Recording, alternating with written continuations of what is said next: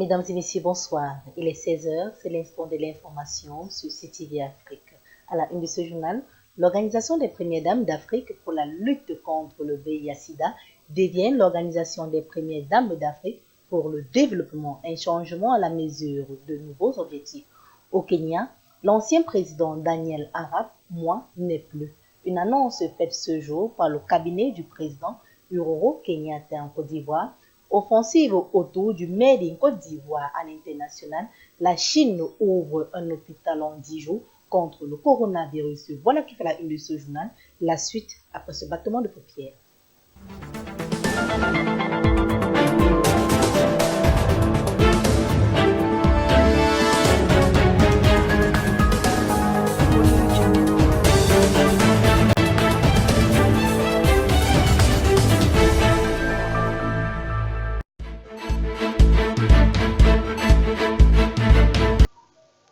Une fois de plus, bonsoir. En République démocratique du Congo, la coalition continue entre les trois puissances marquantes.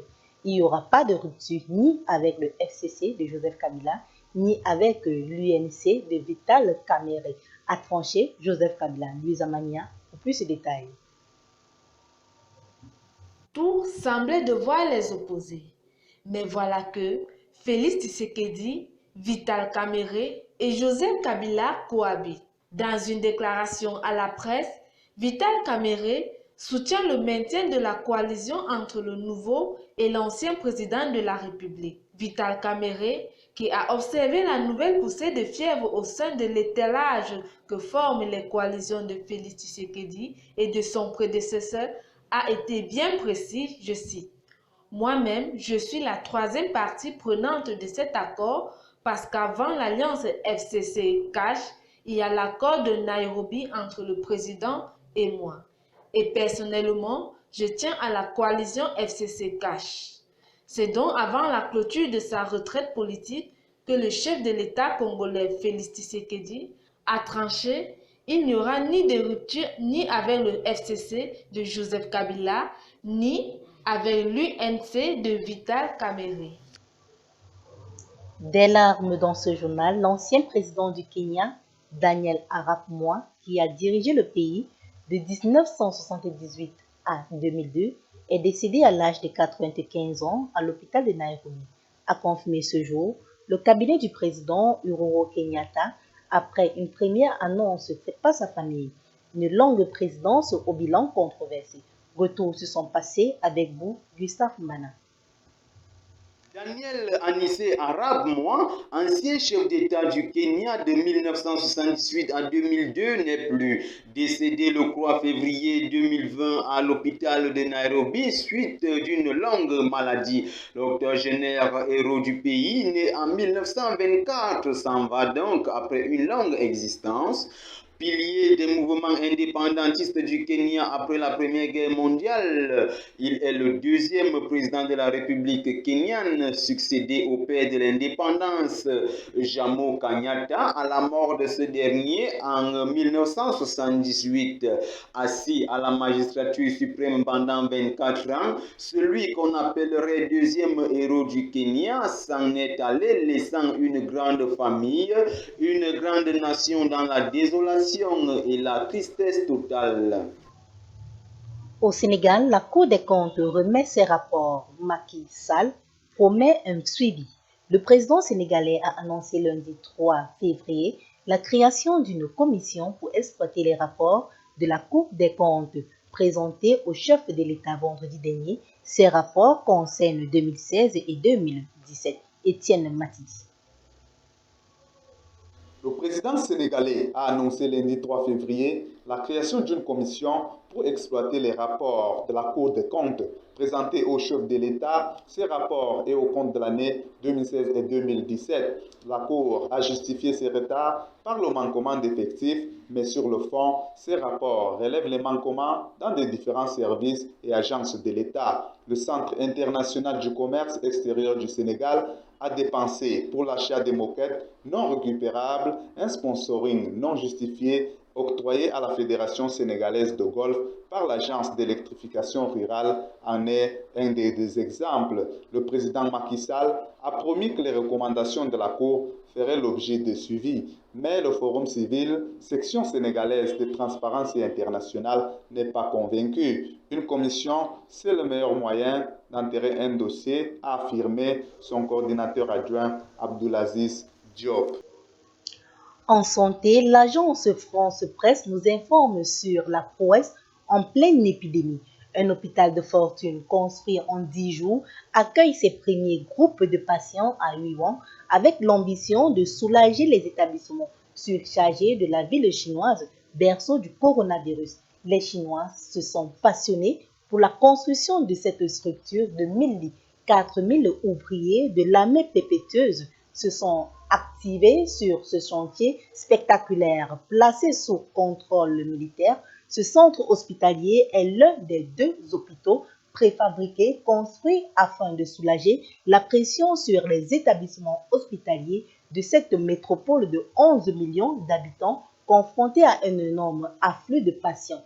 Un groupe de 50 personnes contaminées par la pneumonie virale a été acheminé mardi dans les locaux médicalisés de 3400 mètres carrés, a annoncé l'agence de presse chinoise Nouvelle. Parlons toujours du coronavirus en Afrique. L'Afrique serait l'unique continent épargné par l'épidémie à ce jour. D'après l'épidémiologiste Francilio Corocoro, l'enseignant-chercheur en biochimie à l'université de Douala vient dénoncer certaines barrières qui protégeraient le continent noir du coronavirus venu de Chine. Suivons ces explications que nous propose Yves Ifouba Onana. Les cas suspects de coronavirus signalés la semaine dernière en Côte d'Ivoire et au Kenya se sont révélés négatifs au terme des examens qui ont été effectués sur les 2 personnes pointées du doigt. Selon l'évaluation faite le 2 février 2020, l'Afrique serait l'unique continent épargné par l'épidémie depuis son apparition le 31 décembre 2019 en Chine. Francioli Corocoro, épidémiologiste et enseignant de biochimie à l'université de Douala au Cameroun, donne les raisons de cette exemption du continent noir. Les températures élevées en Afrique en ce moment, explique-t-il, pourraient justifier pourquoi l'Afrique serait épargnée. Les Africains ont pu être immunisés contre le coronavirus après avoir contracté d'autres virus proches de cet agent pathogène. L'épidémiologiste soutient par ailleurs que les muqueuses des personnes vivant dans les pays touchés par le coronavirus sont plus vulnérables et la transmission de la maladie y serait ainsi facilitée. Ce qui n'est pas le cas dans les pays africains où les muqueuses sont moins sensibles en ce moment.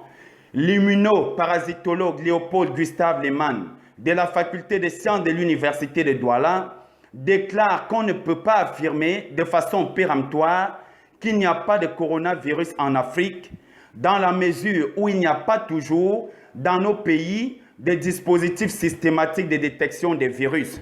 Cette thèse vient conforter les mesures de prévention prises par les États africains pour contrer la maladie, au moment où les médias annoncent un premier cas d'un Camerounais touché par l'épidémie en Chine.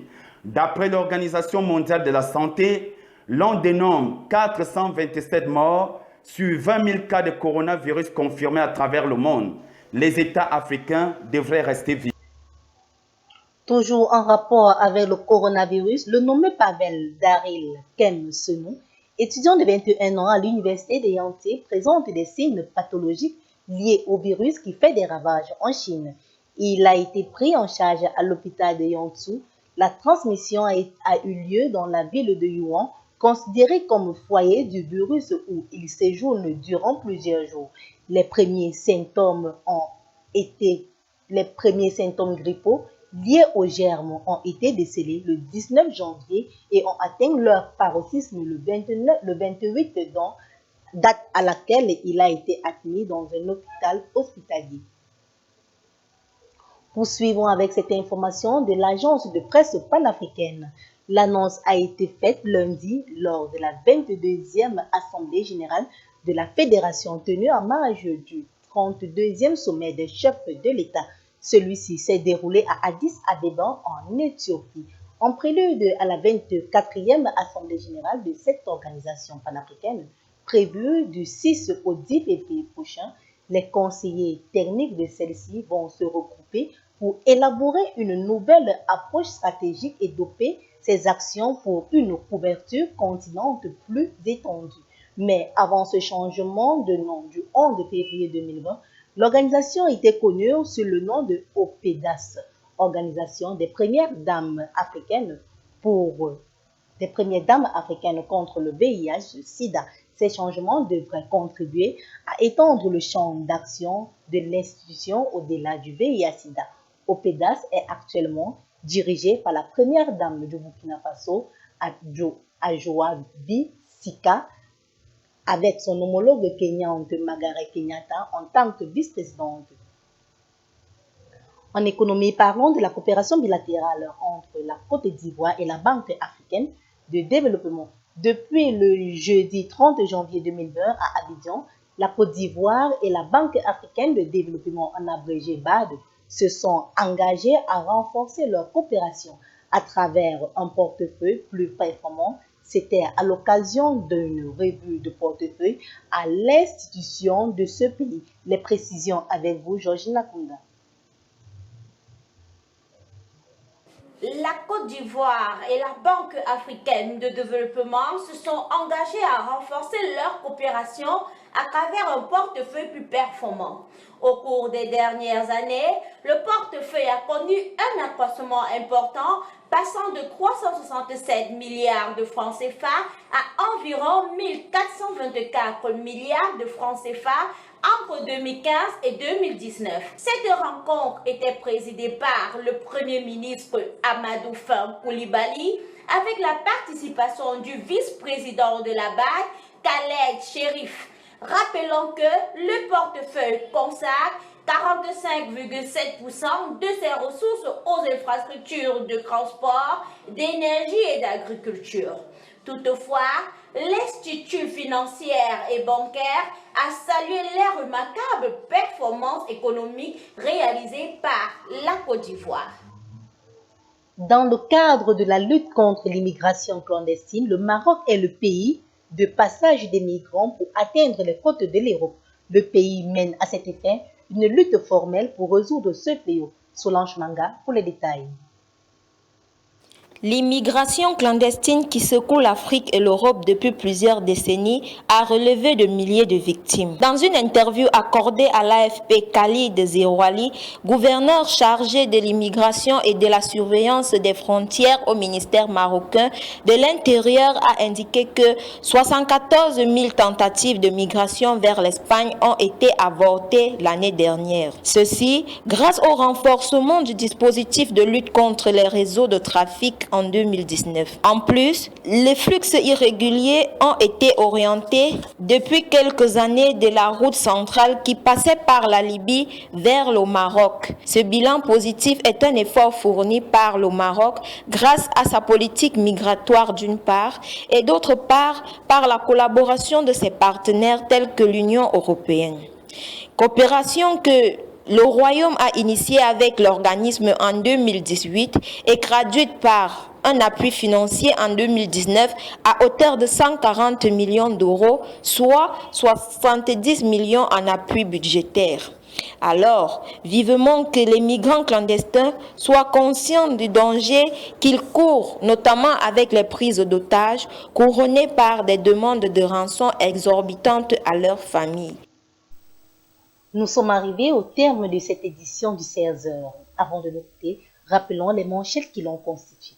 L'Organisation des Premières Dames d'Afrique pour la lutte contre le VIH-Sida devient l'Organisation des Premières Dames d'Afrique pour le développement, un changement à la mesure des nouveaux objectifs.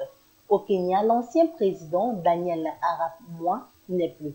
Une annonce faite ce mardi 3 février 2020 par le cabinet du président Uhuru Kenyatta en Côte d'Ivoire, offensive autour du Made in Côte d'Ivoire à l'international. La Chine ouvre un hôpital en 10 jours contre le coronavirus. Ce journal a été réalisé avec le concours de la rédaction.